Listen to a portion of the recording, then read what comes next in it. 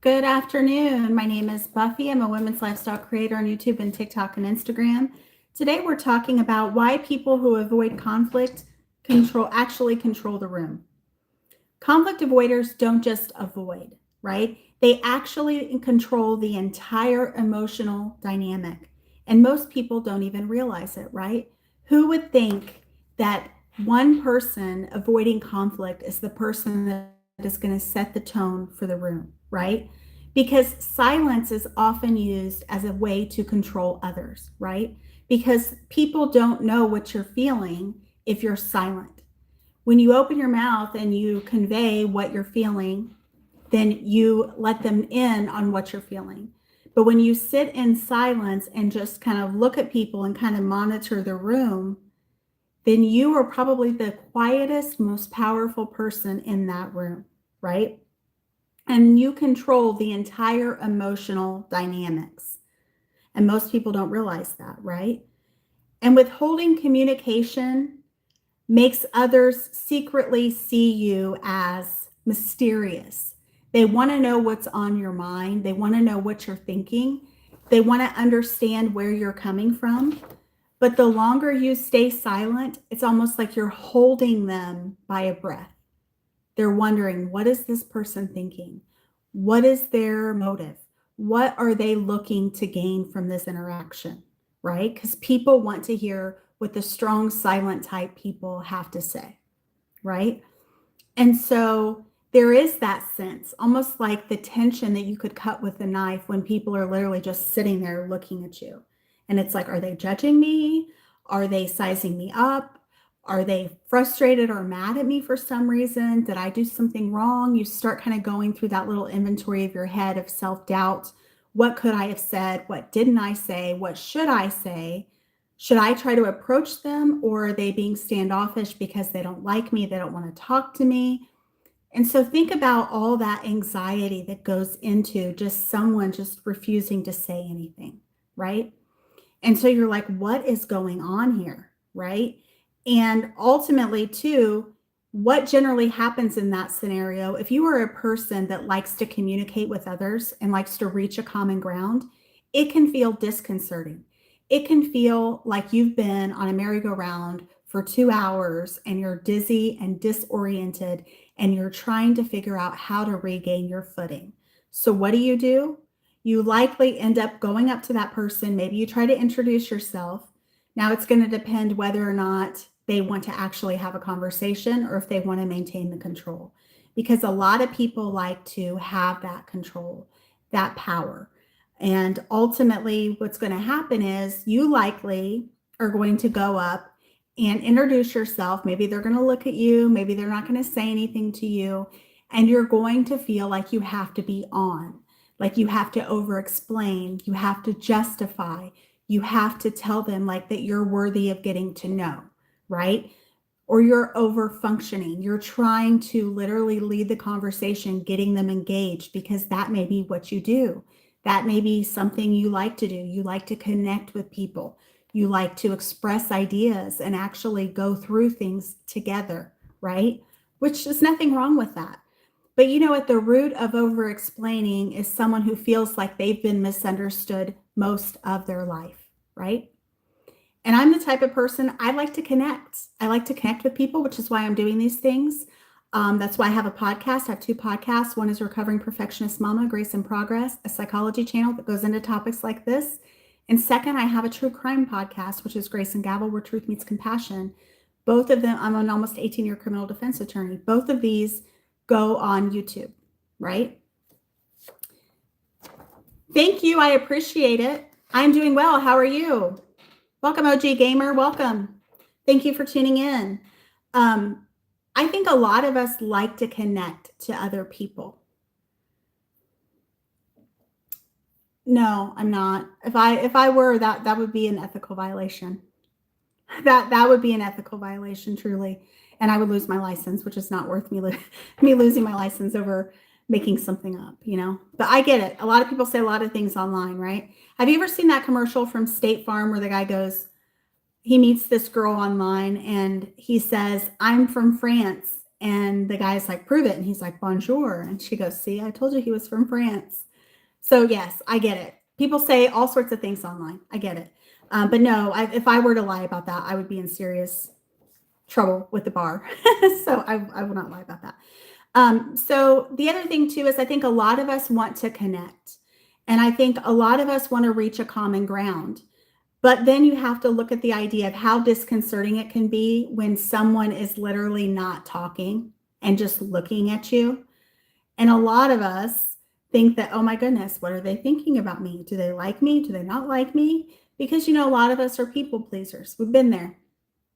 We've been there where we felt like we've had to prove ourselves to be able to be recognized, to be understood.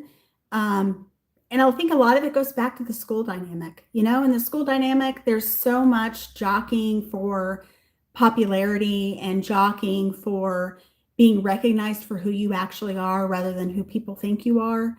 And then there's this stereotype aspect of it. And it can be extremely difficult. And a lot of us still carry wounds from, elementary school, middle school, high school, whatever it is. And it can be difficult to overcome that. But ultimately, we don't owe anyone an explanation unless we want to give them an explanation, unless we want to have a common ground with them, right? They don't owe us an explanation either, right? So it's on both sides. But I think ultimately, if, we come to the table with sincerity and authenticity, I think that sets the day every day of the week. People want to meet people who are authentic. People want to meet people who will actually listen to what they have to say, not just wait for their turn to speak, right? Because tons of people do that. Tons of people get into a conversation and they want to talk about what they do, what they offer, how important they are, and how less important other people are. It's almost like they think it's a flex. But ultimately, the people that are really those that are actually meeting others and connecting with others, that's the flex. Being kind, being compassionate, understanding and caring about somebody else's day. How was your day? The thing that often tells you a lot about who a person actually is when you say to them, hey, how are you today? And if they're like, I'm fine. Okay. So that can be a red flag. That can be a red flag because that ultimately shows that they don't care how you are, right? And it's really simple to just say, I'm fine, and you? Show back and forth, show compassion for others. We are all connected, and the internet and all of that has made us a lot more connected than we've ever been, right? And that's something that we need to build on and to work on, And ultimately, over-explaining, over-functioning is just a way that you reach out because oftentimes I actually have this theory that we are actually all little kids who have our little rolly backpacks, and we are all carrying all of our hurt and our pain in our little rolly backpacks, hoping that someone will scoop us up and befriend us and give us love and compassion that maybe we missed in childhood, or maybe that we're searching for, and be able to be a friend of ours, And I know it sounds silly, but I don't know. I think we're all just little children, like just rolling our rolly backpacks, right? But the other thing too about it is oftentimes the people that are the silent ones in the room, they're not raising their voice, but they raise your confusion. And it's almost like the person that shows up and you're like, who is that person? I have to know who that person is because they are so commanding. They're so mysterious. I want to know their story, right?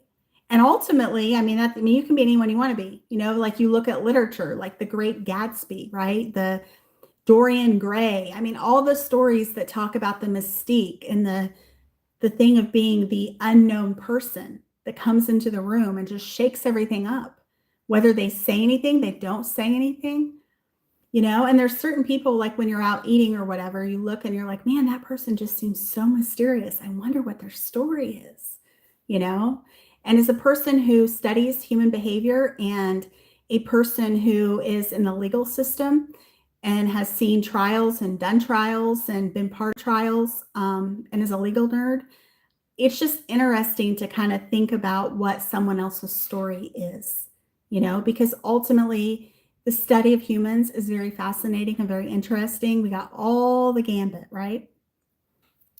And so the confusion, we as humans do not like an unfinished loop. We want to know the story. We want to know the dirt if there's dirt. We want to know the mystique if there's mystique. It's the idea behind unsolved mysteries. It's the idea behind true crime. It's the idea behind why did this person do this, right? That's what it's all about, ultimately. You know, us wanting a good mystery, a good, you know, hook there to get us. So if you feel inclined, feel free to give us a like and a follow. And we would definitely appreciate it. I will be back on Instagram here very soon. And I hope that you have a great rest of your day. And I hope that you'll come back and see me again soon. And like I said, feel free to subscribe if you feel that you've got some value from this.